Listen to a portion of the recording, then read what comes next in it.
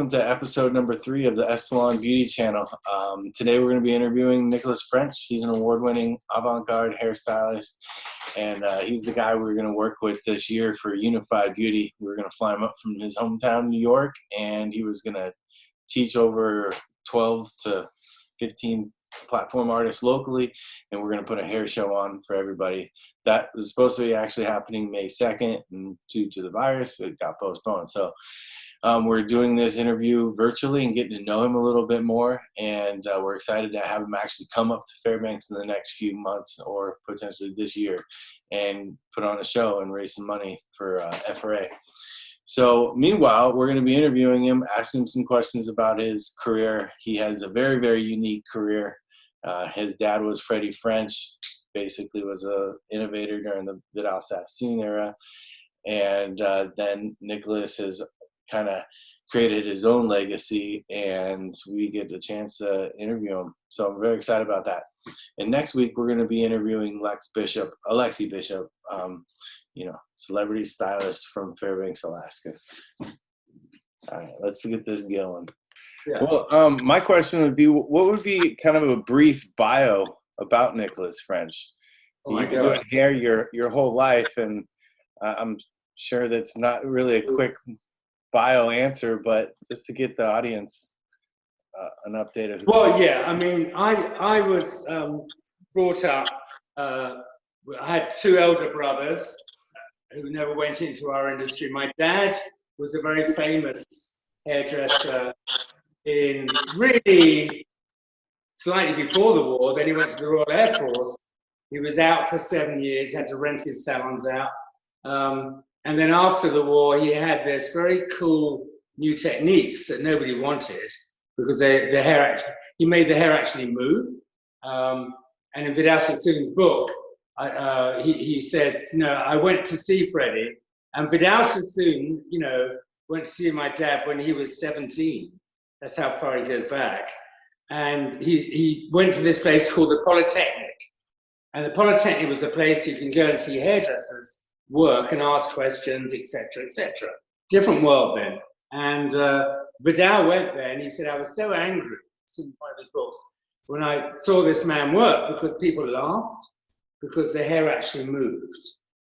Yeah. And people laughed at my dad. And Vidal said, at last a glimpse of the future.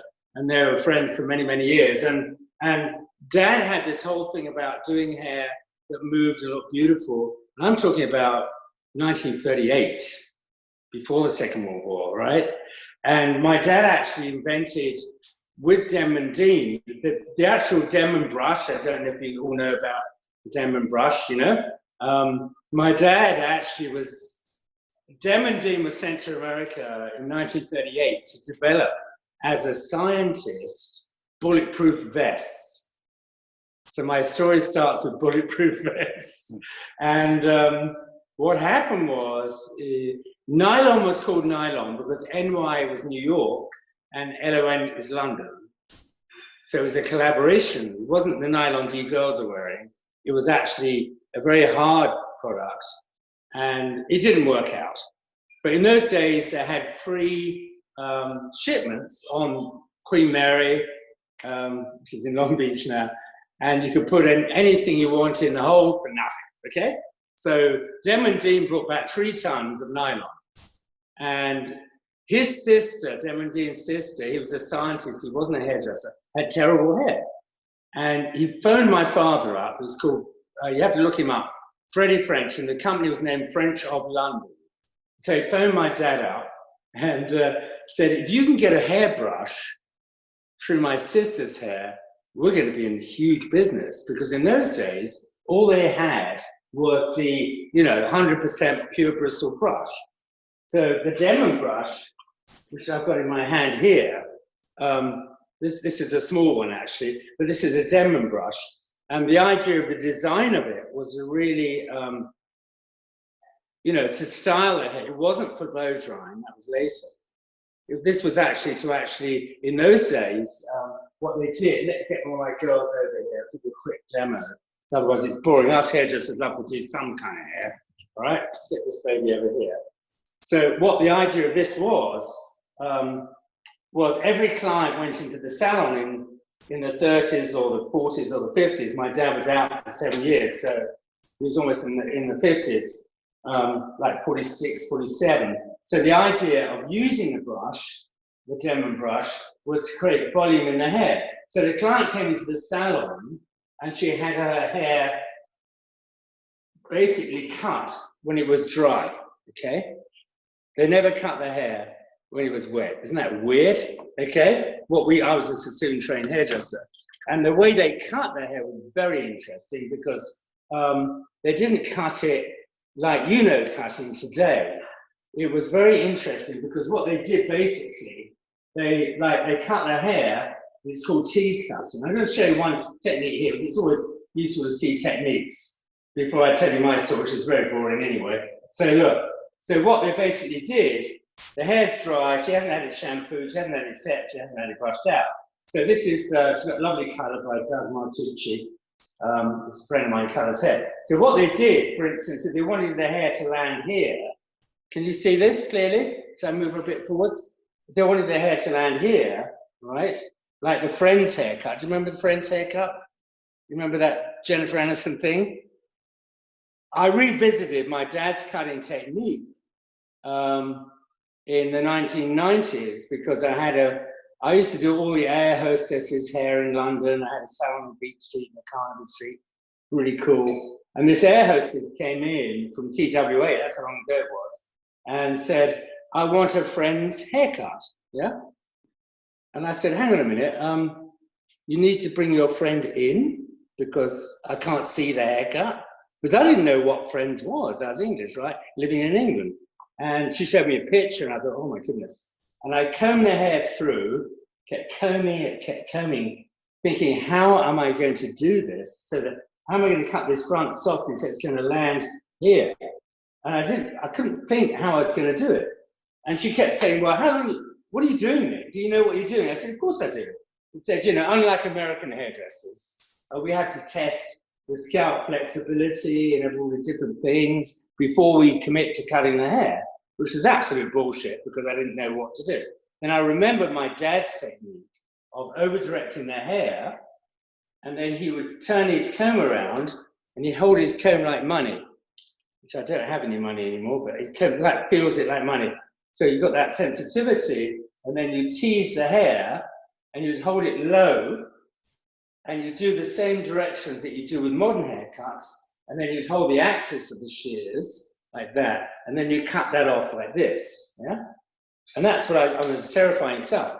But when you comb the hair out, you hold it very tight so it doesn't pull from the client, and then you just comb the hair over, what you get, and this is 1938 technique, and what you get is seamless layers in the hair, which is extraordinary, isn't it? So that's how Dad started with the Denman brush. That was his cutting technique. And when you brushed it out, you held the Denman and you pushed the back combing in. So you've got masses of amazing volume in it. And we can learn from this today because, you get masses of volume and then you literally just pull the hair forwards and you get this sort of casual 1950s looking hairstyle, basically. So two things we learned from this is basically, how to do this flip-flop hair is to over-direct the hair very low, cut it diagonally, tease it, cut it diagonally, then you get the hair to fall in this sort of very floppy, uncut looking way. So that's what Dad basically became very famous for. And believe it or not, it was called casual hairdressing in those days. And then myself, I got involved. I worked for my dad, and I found it was very difficult after, I started working with my dad in the 60s, 1960s, not the 1860s. And I find it very difficult to work with this sort of iconic person, My dad came from nothing, and he built up this amazing business. And it was just so beautifully done, the branding of it, the first person to brand like a name, French of London. Everything was in red, black, and white. And it was too much for me. And I thought, ooh, I had my sort of first nervous breakdown. Then I went on, seriously, I ended up in hospital. And I thought, this is no good. And then I started doing drawings of hairstyles when I was sick in the hospital. And I left the hospital, went back to my dad's salon and said, no, this is not working out. So I walked around the corner and I went to Vidal Sassoon's in Bond Street. And I walked in and they said, well, can you cut hair? I said, no, I'm not good at all. And I've just started, really, I've been a year in business, and my dad's French of London said, oh my goodness, here we go. And he was very famous then, so they thought, oh, this is going to be difficult. And I went in and did a test. I cut my knuckle off with a big pair of shears, a huge pair of shears. And they said, you're going to have these little ones in future. And anyway, the rest is history. I went there and I learned really how to cut hair, which was amazing. And I got £7 a week, which is about $14 a week. So I worked in a Russian restaurant at night, and then I stayed in this one room with a shared bathroom for 3 years. My dad never spoke to me for 4 years because I did my own thing. But that period was very important to me to develop my own ideas. I didn't want to be my father's son, because he was so famous in those days. He built up to 27 salons. He invented the products you see in hotels in the big bottles. He invented that. And unfortunately, he died miserable because he lost all his money and people robbed him, goodness knows what. But what he did for me was to really show me the way of how you can create a brand. This is actually, this is a 1951 Vogue magazine, and that's my dad's work. That's on the Vogue magazine on the cover. This is a real magazine inside. And in those days, everybody wore hats and white gloves and hoop dress. It's 1951. If you look it up, you see all this kind of look. And he thought it's ridiculous, you can't see the hair.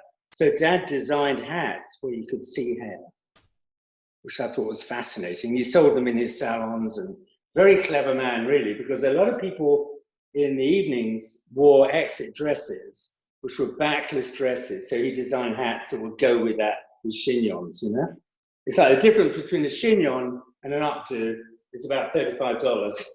Just the name, just kidding.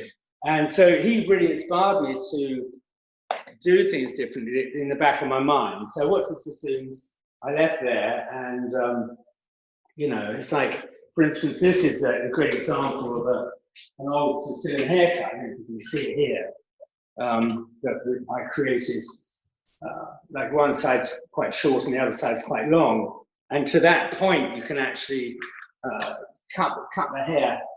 And this is a real old Sassoon haircut. There were 6 haircuts. And you can use the same technique on over-directing the hair this way and teasing it and making it into a modern haircut. So this is rather strange because everybody thinks, oh, the guy does all this avant-garde hair and whatever. But I actually started as a hair cutter at Sassoon's, doing very, very precision sort of hair cutting, for years and years and years. And so that gave me that kind of discipline, if you will, to cut hair.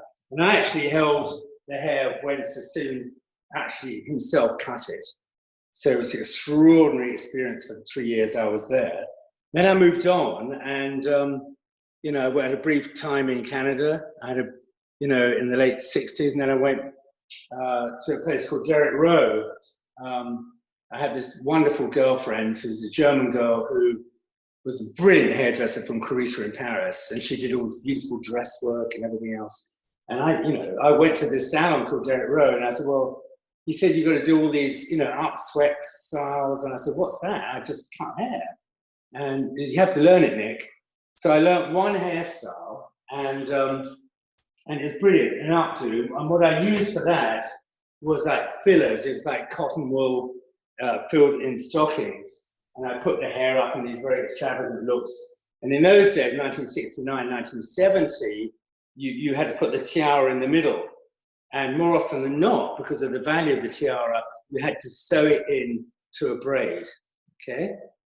And I remember I had this one hairstyle, and it's like a rolled hairstyle in the front, rolled at the sides, and then you put the tiara in the middle.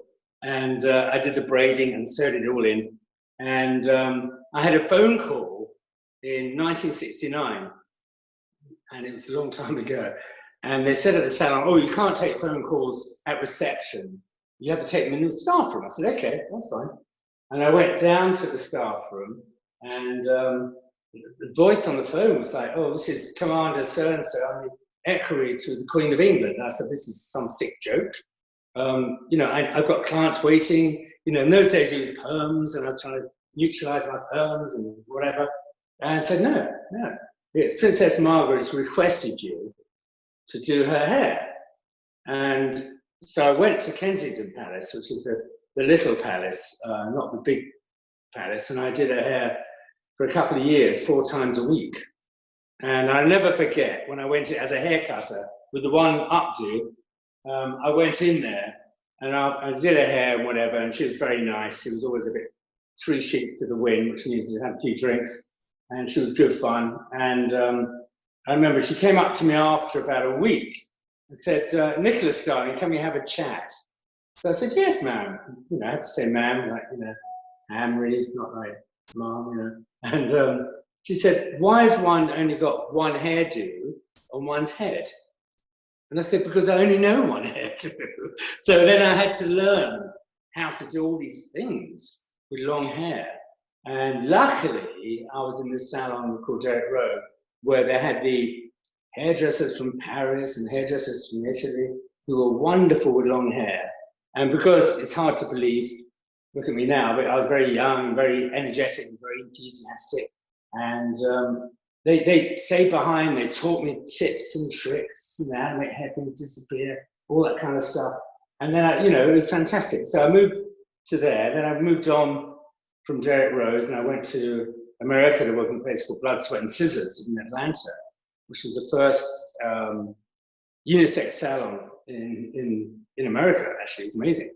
And I worked there for about a year, and I knew it get too heavy with everything going on, whatever, you know, that period of time. And I came back, worked in Molton Brown, which is very loose hair. It's like all you, very hippie-ish in the 70s. Everybody, you know, would set their hair in, you know, rags and stuff, and it was very beautiful and very loose.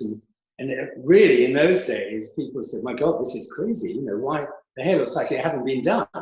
And that's what we worked on at Molton Brown. And when I started working there with Michael Collis, was an ex-Sassoon boy, there was 4 of us. And when I left 5 years later, there were 75 hairdressers working on 6 floors because it caught on. You know? So there's all these different waves of trends, you know, because if you think about it, fashion is fleeting, isn't it? But technique stays the same.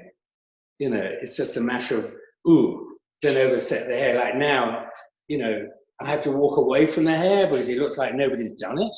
You know, if I do a photo shoot for somebody, "Oh, Nick, walk away, walk away, walk away," you know, and it's sort of nothing to me, but that's what people want, so that's what I do. So fashion is fleeting, technique stays the same, and that's important. And it's all about PAT, P-A-T, passion, attitude, technique. Those 3 things. Because I try and edit everything because I talk too much.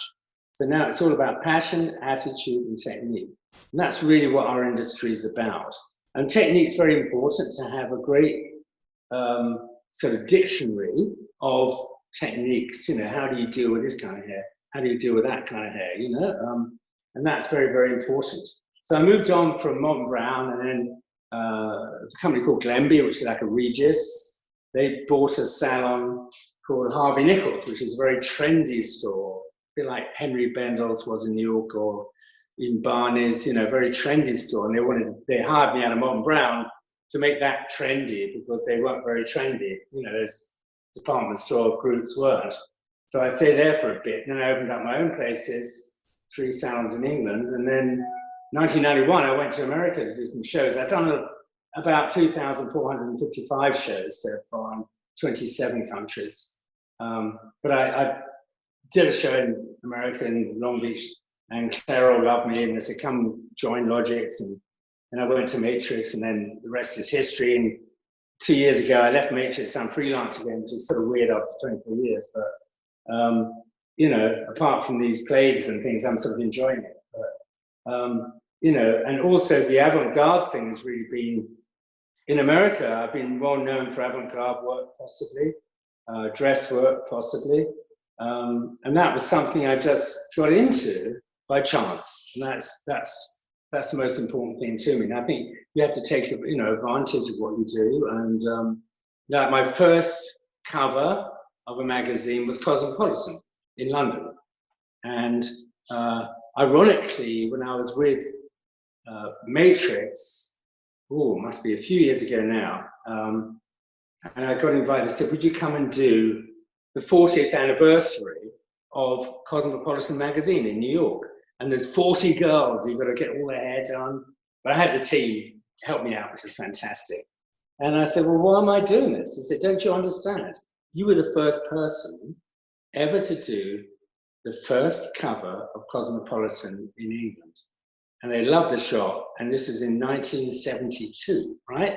So it's probably 2002. And then I'll show you the picture. Hang on a minute. Leap off camera for a minute. And this is actually the magazine. That's actually the magazine, and that's the cover. And you think, it's pretty ordinary. And yeah, it is looking at today. But in 1972, why didn't he build their hair up all big and backcombed? And why wasn't it all huge and, very lacquered and whatever? But I left it because I believed it was important to just have really natural hair. And originally it was like a bob shape I did, and blow dried it and cut it. And this is all pieces of hair I put in. And the editor said to me, when are you going to start doing the hair? And I spent 3 hours doing it. So it was a pretty sort of weird situation. So I did like Vogue and things in the 70s. And then I developed into being freelance as well. And I did a few bits in films and things. And so it just grew, this whole thing. And it's like Vivian McKinder says, we're not just hairdressers. If you've got the opportunity, really use it to develop, your trends in your career. And that's really what it's all about. And what other questions did you have to ask? Cool. Well, I'm going to cap that question because that was great. Yeah.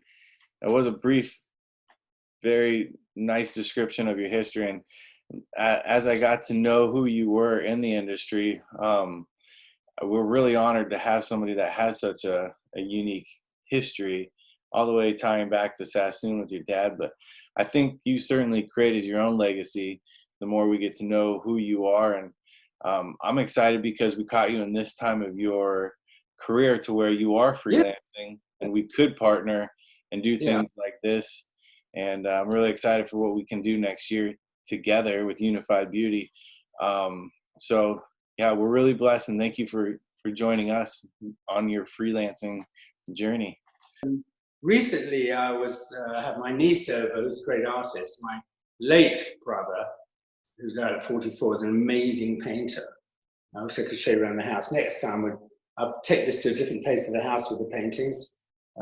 This is a sort of creative place I work in. And I said, what do you want to do? You're out in the Hamptons. And I said, I've got an idea.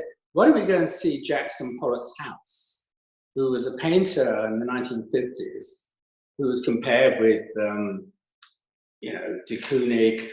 You have to look them up. And Picasso, you probably know, in that era. And he was a brilliant painter. But he was a terrible drug addict, alcoholic, a mess. And his wife, Lee Krasner, was a brilliant painter as well. Her paintings today are selling for millions. And she was, in her own way, was a fabulous painter. And she said to him, you're doing this amazing painting, but it's crap. You need to do something different. And so he had a cigarette in his mouth, and he had a pot of house paint because he'd run out of money. And he used, that's all he had. And he tripped up, drunk, fell on this floor of his studio, and it splashed all over the place on this wood. And that's how, you have to look him up. It's a Jackson Pollock, amazing man. And so it was amazing. So he started to splash and drizzle paint all over the floor. And his paintings, his last painting sold for 18.9 million. And it wasn't because of the painting itself, it was the idea, which is fascinating to me, because it's all about, when you do hair, it's not about me too. And that's why, I've had my differences with lots of big companies because, I said, we've seen this before. Why are you showing me this stuff? We need to do something fresh and new, not for the sake of it. And sometimes you have to reach for the moon, and then you catch a star on the way down. It's not about going for the moon. Is it? Well, how does that relate to us? It's like a runway show of avant-garde clothes. You think, this is an amazing show, but how does it relate to us? It trickles down. It trickles down. It might be a texture, it might be a form, it might be a shape, it might be something amazing, but it trickles down to the real world. And that's when we can use it. So I've been sort of experimenting with Jackson Pollock type hair, and what I found is I came back from that exhibition and I started to work with horses hair that was coloured. I've got a couple of examples here.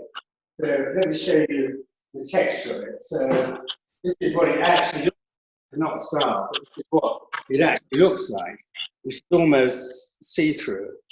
But it's all different colours. And I splash paint on some of them, but it gets a bit splodgy. And then what I did beyond that was to go in here and start to create some shapes and things like that. You know, and I'm working on different, you see how that's the hair itself, which is amazing. And then you can, it's just a different texture, it's very malleable. So you could actually do this to a degree with real hair, but this technique is separate horses hair that I've bonded together with glues and started to create different shapes. So this is just the beginning of it. But we're hoping to photograph this in a different way. Since recently, I had a phone call from Italy, from Ludomia Pucci, the daughter of Emilio Pucci, saying, I would love you to come and do Art Basel, which is a fantastic celebration of art in Miami, and to create hairstyles like Alba did in the 60s, 70s, but in a modern way for our windows. You imagine on the beautiful Pucci clothes and all that. And I thought it was a joke. So anyway, what she's seen on my work, and she really loved it. In fact, this is the picture she saw. I'll try and show it to you. This is the picture she saw of my work. You see that there?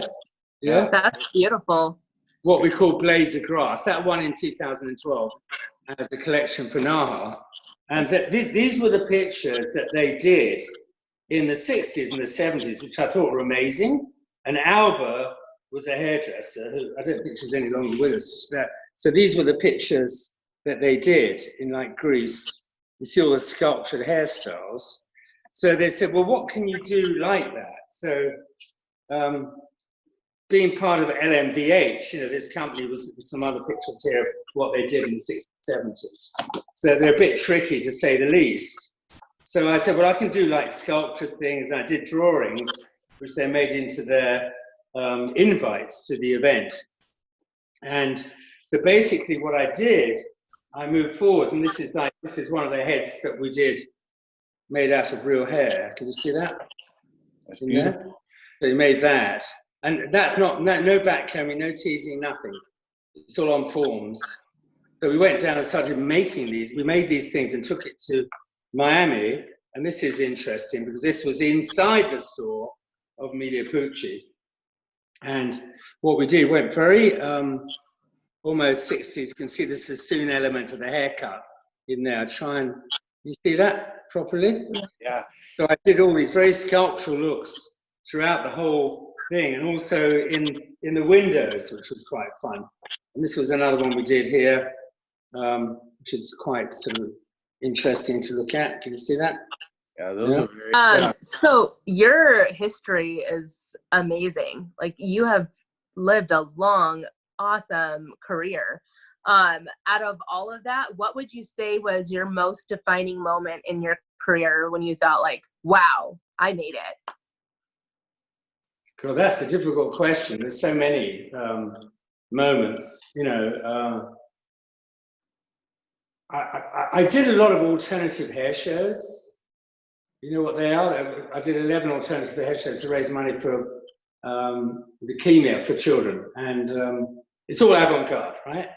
And one of the defining moments was when I thought, ooh, creatively I might be getting there because I'm like a chef. I hate my own food. When I see stuff, you know, and Karen, my wife's even worse, she said, that's awful, do it again. Oh, okay. And I remember doing a show in Chicago for the Alternative Hair Show many years ago. and it's very sculptural, rather like I just showed you. Very avant-garde hair, but very clean, very beautiful. Beautiful clothes by Comme des Garçons. And it's only 5 minutes long. And I did a load of those. And I remember Chicago especially, because there's this big staircase, and I was standing there with the Matrix people who sponsored it, bless them, cost a fortune. And Robert Lebetta came down and said, you know what, Nick? That's amazing. That was out of this world. And Robert Lebetta to me is one of my mentors. And I thought, oh my God, I just burst into tears and walked out, you know? But it was great because I think he's a genius. And then other things, there's so many moments around the world when I've done big avant-garde shows, you know, with thousands of people. I think winning Naha, you know, 8, whatever I won, 6, 8, 10, and 12, that was great. But I think the shows, when you see the people's faces, was very interesting how they react to, you know, I remember doing a Game of Thrones show, which is, I had all the girls dressed in real armor and mixed with couture clothes in, oh my God, Anatolia, which is in southern Turkey. And I had 4,000 people in the audience. And it was like a big production, you know, fabulous, you know? And when I saw the people's faces and they all stood up in unison, and it was like a standing ovation, I thought, wow, you know, it doesn't get any better than this, you know? And it was really strange, but it was wonderful. And afterwards, there's the you know, Matrix said, no, Nick, you need to, I had a guy, like an assistant, was brilliant. Now, you need to get out of those clothes. You've got a party to go to. And when you know something's going on, and I said, well, why? No, change clothes. There's a party of 4,500 people. And I actually had a bodyguard in an Armani suit with a gun and everything. I said, what's going on? I said, well, no, if you have any problems, I'll just gently, I thought, what is this going on? And they really thought I was somebody special, because I'm not really, I'm just a hairdresser like you guys, right? But when you go to these big events, they think, oh my God. And the production was like $250,000, insane. And it was, you know, 35 models. It was always, oh my God, it's amazing. And so, you know, I've had lots of great experiences that will never happen again. Never, not in this, not the way we are with shows and stuff. They're never do that, you know? Not in a lifetime. You could never could ever afford to do it. But I was lucky to be there at the right time. And they liked what I was doing and said, can you translate this basically from the page to the stage? Yeah? Cool. From the page to the stage is the most difficult thing to do. You know, these amazing avant-garde hairstyles you see, whatever. And say, oh, can we do a show based on that? I said, oh, goodness. And that was exciting. But there's so many different times, that when I did Princess Margaret's hair, I couldn't talk about it till she died. My wife didn't even know I did her hair till she died.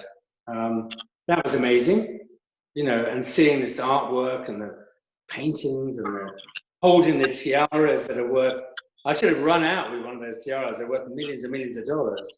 You know, like I actually worked with the Zarinsky's tiara that the Tsar of Russia sent jewelry to Queen Victoria to bribe her so they could leave, and she didn't accept the bribes, and she kept all the jewelry.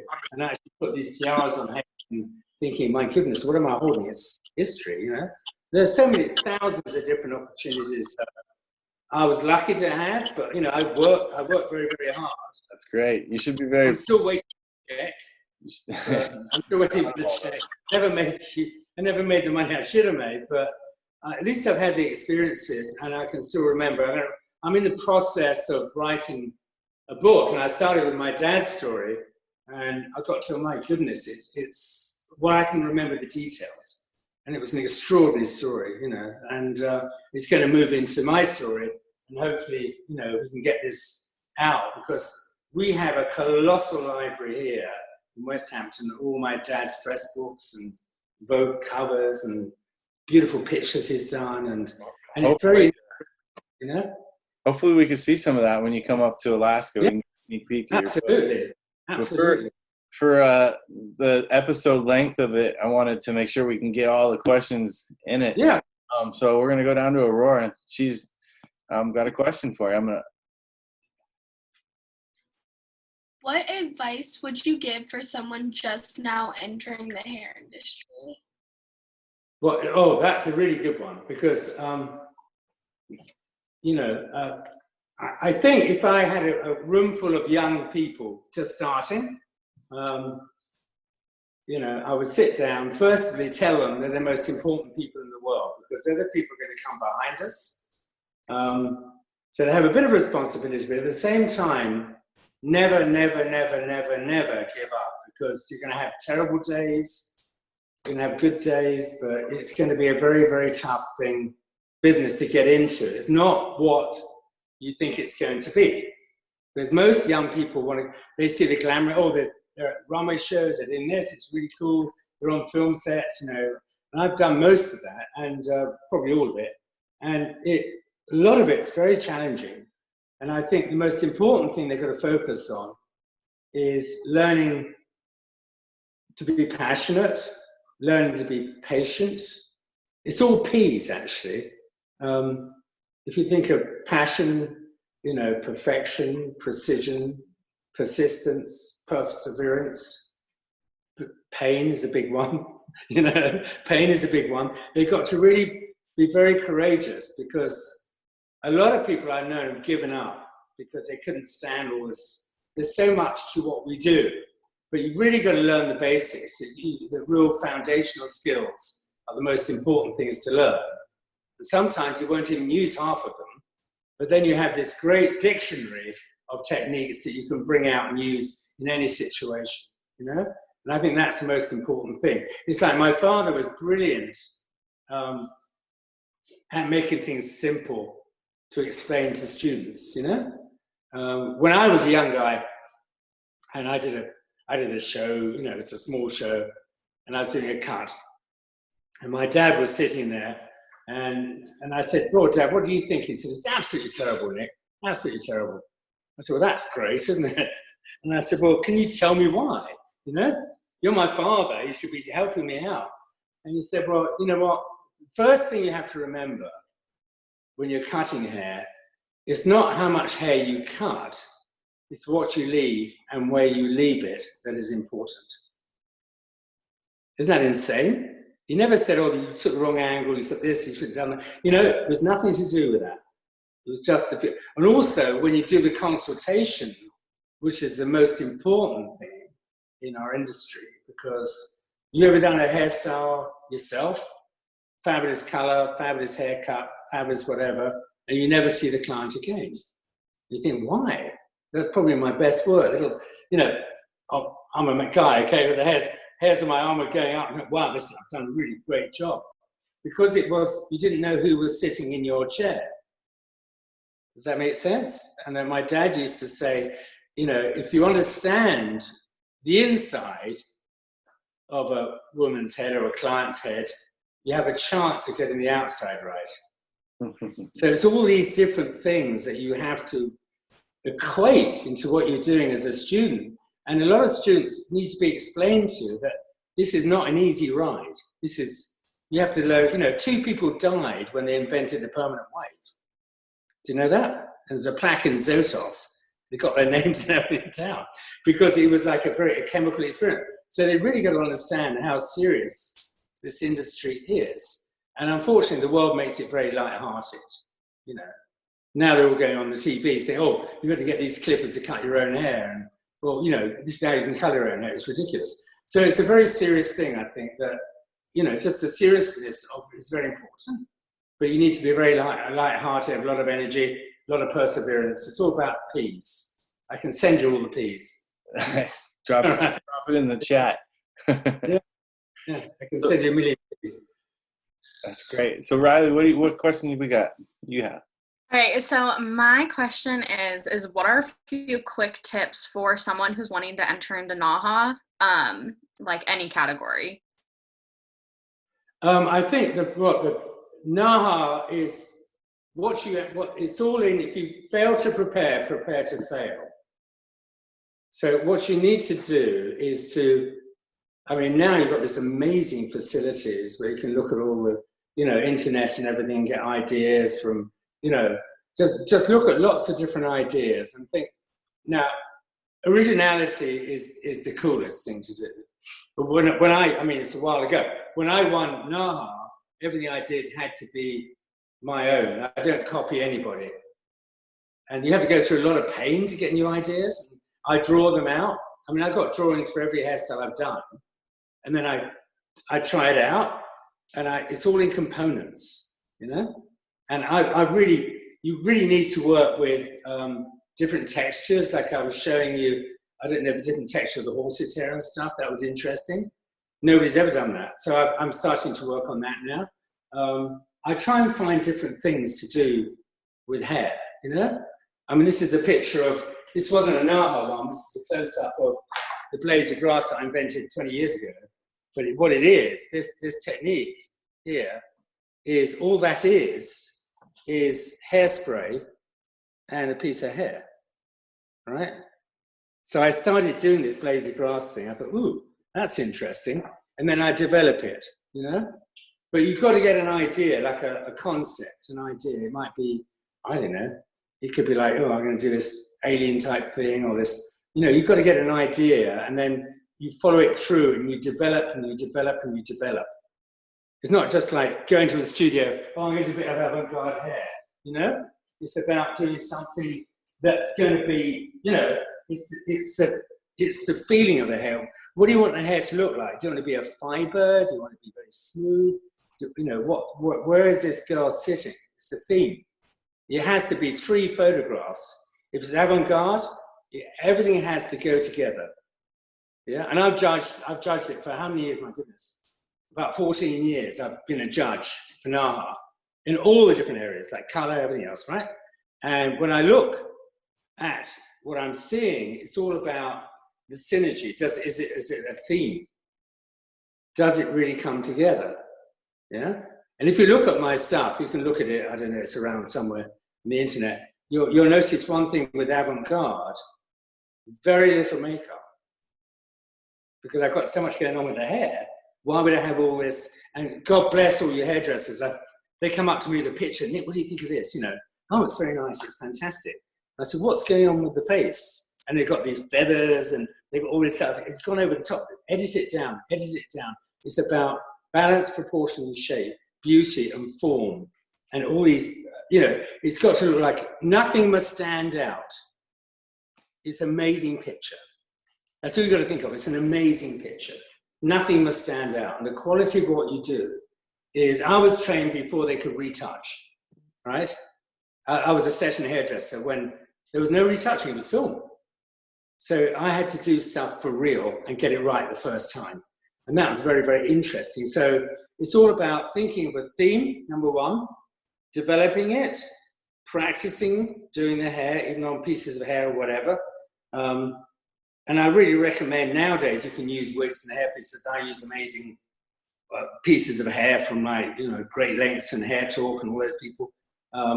You know, and also the number one thing is to get a fabulous photographer, makeup artist, and an art director who will help you, like a stylist who does the clothes, who will help you and listen to them.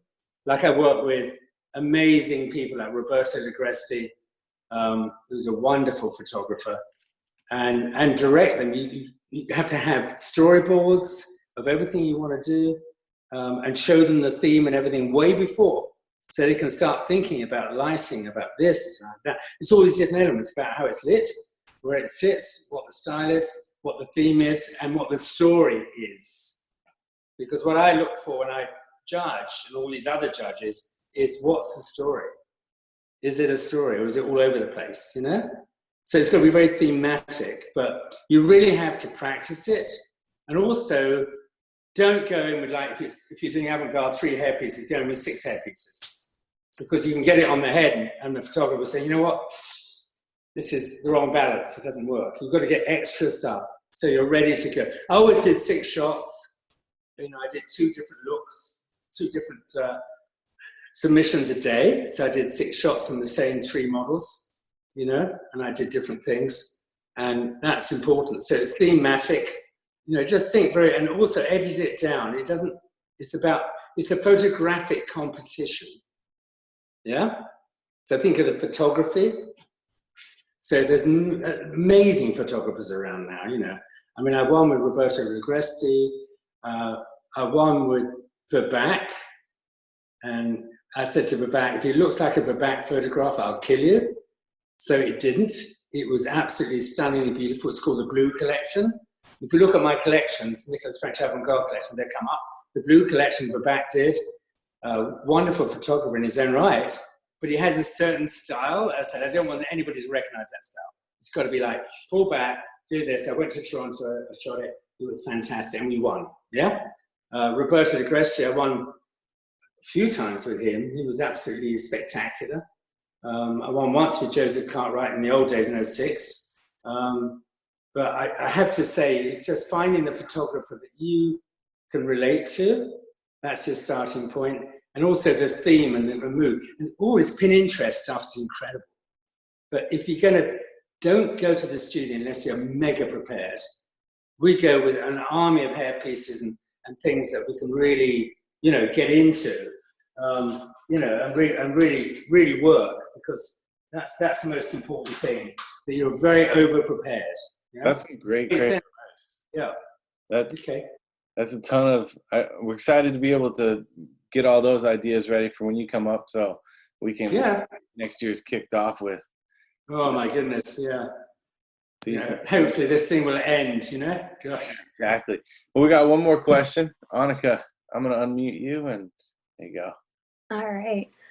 So when I was in cosmetology school, I remember being told all these crazy statistics of like, you're only, you know, 1 out of 5 of you are actually going to graduate. And in 10 years, only 1 out of 20 of you are still going to be using or doing hair, which those aren't the exact numbers, but something like that. So my question to you is, what have you done for all of these years to really keep your drive and your passion, your love for the industry? Well, that's a very good question. I mean, first of all, what a terrible thing to say to people. That's how they started off. They were like, you got to be serious about this. Yeah, but when I started at my dad's place, like I said before, you know, he was so famous and overwhelming, and he was a wonderful man, lovely person. But I just, you know, I was a nervous wreck. So I left and went somewhere else to develop my own things, and I came back, and it's all good. But you know, it's very difficult actually. And what I find, I just walk out of the situation I'm in, and I draw my inspiration from other places, you know. And you have to look. I don't look at hairdressers actually anymore. I just look in other places and think, what can I do?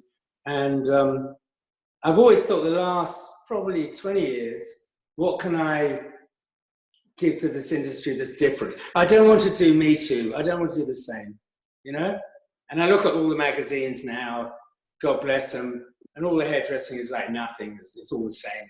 To me, it's very sort of lame, it's boring, and I know that's what clients want, but it's not what hairdressers want. We want to be creative and have our own niche, you know? And funnily enough, you know, when I was a hair cutter at Sassoons all those years ago, you know, I just one of a number, and then I moved into doing different things. And I worked with photographers. You said, Nick, I want the hair to look like a dandelion.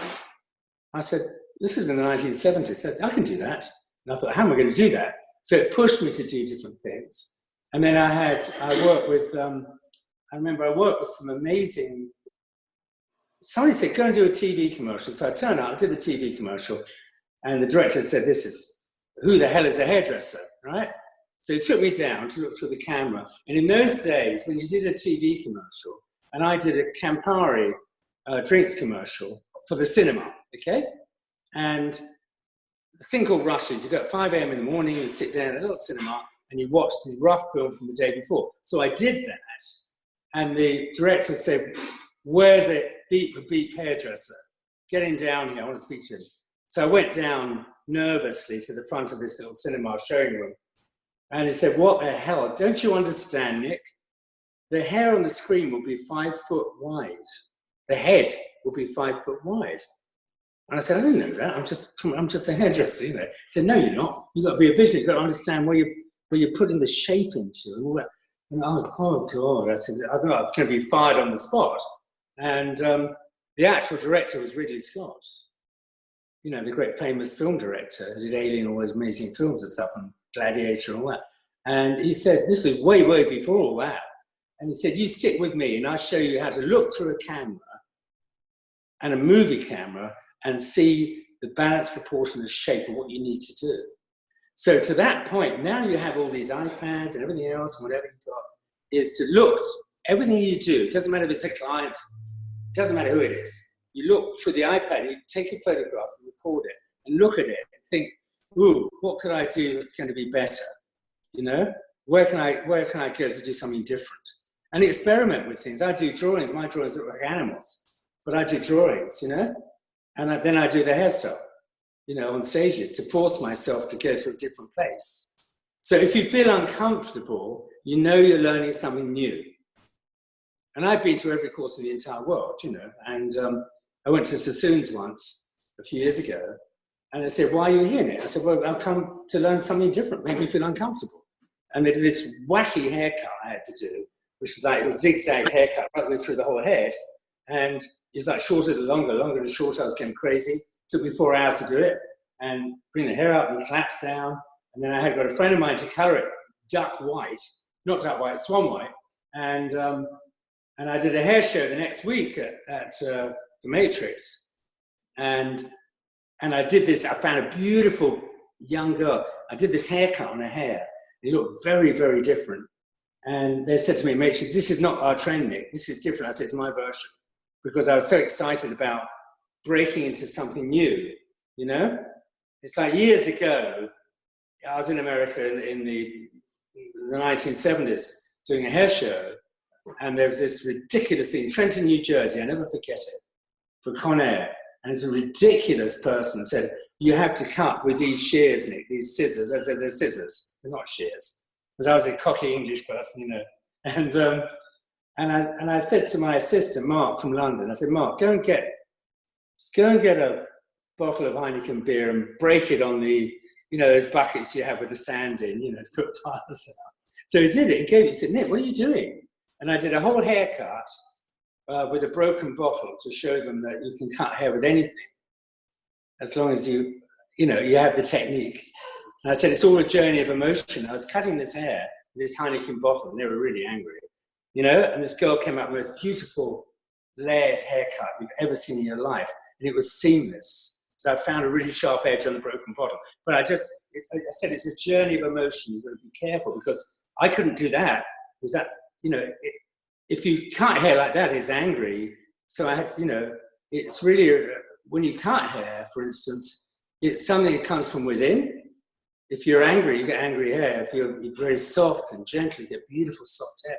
So I did this just to show them with a broken bottle that it doesn't matter what you cut hair with, it all comes from within. Does that make sense to you? Yeah? And that's what this business is about. It's about, we get so intense in the salons with all these clients and everything. I've done, gosh, I used to do 16, I had 3 salons. I used to do 16 clients a day. In between all this other stuff I was doing, I was crazy. And it's a matter of breathing, slowing down, looking at who's sitting in your chair, understanding who they are, what tribe they come from, where they sit, you know, and just really giving them something, a beautiful experience, but at the same time, creating something that looks absolutely fabulous, you know. And there's mediocrity is something that terrifies me, always has done, and my father before me. And he, you know, my dad, you know, he taught himself to read, but he never wrote. He just signed his name, which is extraordinary. He started in 1922 as a lather boy, putting lather on people's faces at the age of 14, before they were shaved. And he lived on the top in a tent. So that's how my family started. But when you saw him work, at the end of the day, in films and whatever, you see the fluidity of what he did and the incredible, you know, he stood back, very reserved, very reserved. He looked at somebody and he could immediately see what to do with their hair. And he did it in such a beautiful way. And it was never really, it was always what the client wanted at the end of the day. He came out feeling this incredible. So it really, that answers your question a bit. But it's all to do with passion. You have to get up off the floor and, you know, you have a bad day, the next day you get up off the floor, you have a fabulous day. You've got to force yourself into that kind of thing. It's easy to say, difficult to do. Yeah. That's I've been there. one thing about us all being at home. I think we've been able to build some of that mind frame and time frame into our daily lives. You know, be a little bit busy and then take some personal time. I think that's really great advice going further, getting back into the salons after this whole thing is over, and giving that treatment to the clients to where it is more of a personalized, sanitized process, Absolutely. creative, highly respected procedure, really. So that's great. Thanks, guys, for all the wonderful questions. Thanks for joining us. Lovely your team there. Fantastic.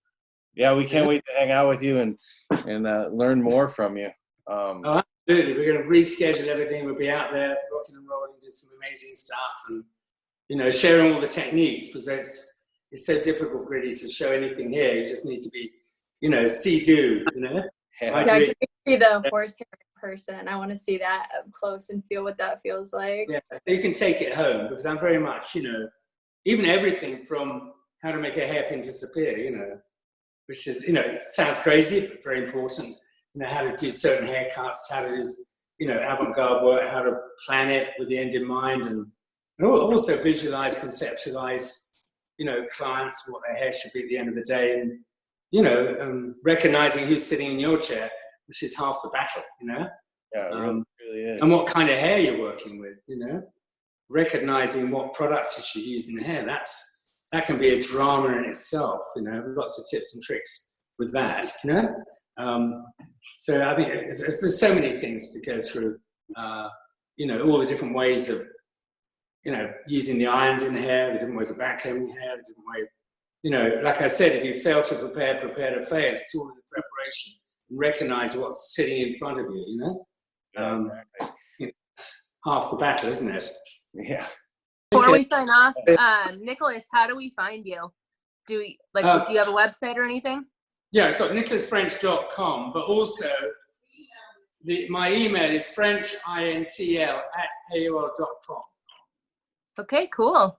So you can always get a hold of me there. We respond to people, So get a hold of me on that, and then let's keep in touch, Absolutely. Let's keep in touch. You're perfect. So don't be shy. Just come and get a hold of me. Okay. All right. We'll talk to you. Thank you. All right. Thank Thanks you a lot. so much. Take care.